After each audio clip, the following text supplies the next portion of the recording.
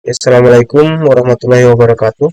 Kenalkan nama saya Putu Noval dari kelas E dengan NIM 21650501. Baik, di sini saya akan menjelaskan tugas sistem informasi geografis. Pertama kita harus tahu itu sistem informasi geografis itu adalah sistem yang selanjutnya akan disebut atau SIG, merupakan sistem informasi berbasis komputer yang digunakan untuk mengolah dan menyimpan data atau informasi geografis. Baik, yang berikutnya itu manfaat SIG atau SIG. Yang pertama itu satu dalam bidang pemetaan. Yang bagian A, pembentukan infrastruktur data spesialis. Yang berikutnya itu pemetaan dasar. Yang C, pemetaan batimetri. SIG dapat dimanfaatkan untuk mengolah data hasil survei dan pemetaan batimetri atau keadaan laut. Nah, yang berikutnya itu manfaat dalam pemetaan tematik. Sering pembelajaran berjalannya waktu, pemetaan tematik semakin banyak digunakan oleh berbagai lembaga dan organisasi. SIG juga dapat digunakan membuat peta tematik yang merupakan peta yang menunjuk suatu tema atau topik. Berikutnya itu bidang kebencanaan. Berikut manfaat SIG dalam bidang kebencanaan. Bagian A itu prediksi dan pemodelan area rawan bencana.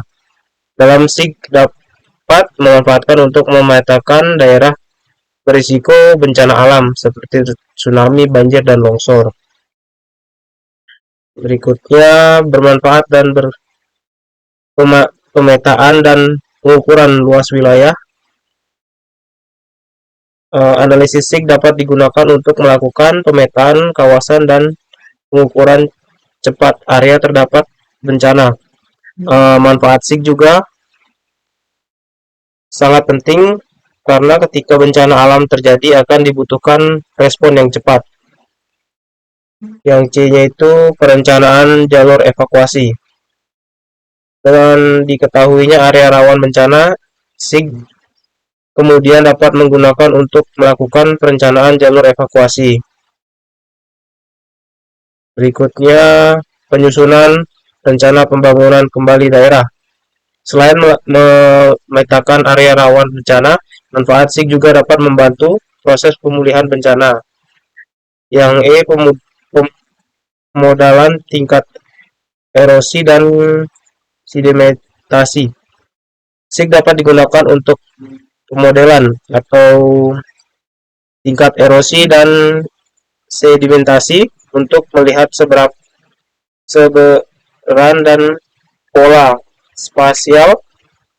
Praktisi SIG banyak memanfaatkan pemodelan seperti Rusley dan Aswell.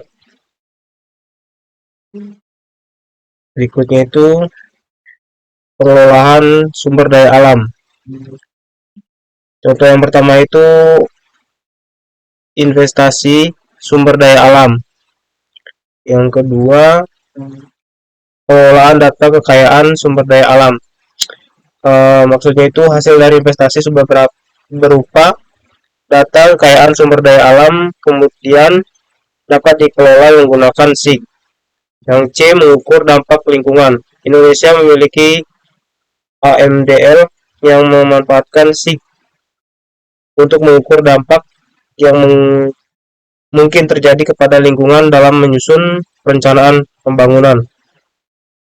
Berikutnya itu bidang pertanian dan perkebunan. Di sini ada beberapa bagian, yaitu yang pertama perencanaan manajemen irigasi, yang B perencanaan, yang C pengendalian hama dan penyakit. Masuk di yang kelima, bidang kehutanan. Untuk bagian-bagiannya itu investasi hutan, yang B kebakaran hutan dan lahan, C pemantauan deforestasi, Berikut data spasial dan non spasial. Untuk tabelnya bisa dilihat di sini penjelasannya. Data spasial juga dikenal sebagai data spasial, adalah istilah yang digunakan untuk menggambarkan data apapun yang terkait atau berisi informasi tentang lokasi tertentu di permukaan bumi. Berikutnya itu data spasial dan non spasial. Data spasial primer itu ada bagian pertama yang A, vektor, B, raster. Yang kedua ini data spasial sekunder. Bagian itu A, sistem koordinator geografis, yang B, geografis dan geocoding. Yang ketiga ini data non spasial. Ada tiga bagian. Yang pertama itu teks di buku artikel. Yang kedua data numerik.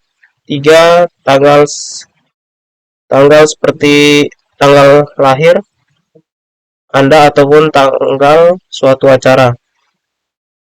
Mungkin sekian penjelasan dari saya. Akhir kata saya ucapkan assalamualaikum warahmatullahi wabarakatuh.